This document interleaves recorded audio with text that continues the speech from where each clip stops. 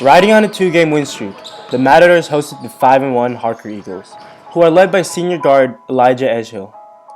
The Eagles started off strong, going up 5-0 within the first few minutes, but the Matadors answered back quickly with 2 straight buckets to tie up the game at 5. Harker was able to do most of their damage in the first with their 3-point shooting, while MVHS was led by their effort in the post.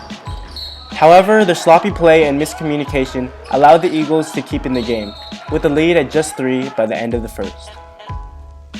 Both defenses came out to play in the second quarter, as neither team was able to score more than 10 points.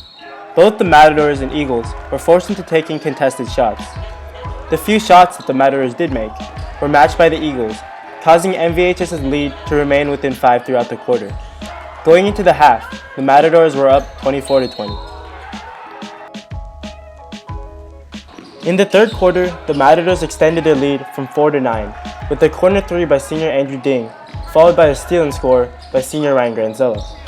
Granzella hit another shot, this time a 3-pointer, to push their lead even further. But the scrappy Eagles refused to go away.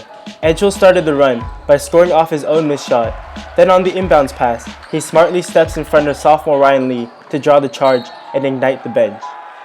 Harker scored another 3-pointer, but senior Ashwin Manimaran is able to hit the contested shot, leading the Matadors into the final quarter, up by 8 points. At the beginning of the fourth, the Matadors pulled away with an 11-0 run. First it was Ding with an and-1. Then it was Granzella in transition off of a half-court pass from Manimaran.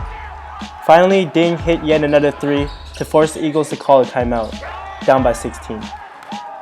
Coming out of the timeout, the Eagles seemed like a completely different team. They found their way to the basket, hitting 3 straight shots, including an and-1, to reduce the deficit to 8. It almost seemed like deja vu for the Matadors when they gave up their 25-point lead to lose to Santa Teresa High School a few weeks before. But eventually the Eagles' shots stopped falling and it became too little too late.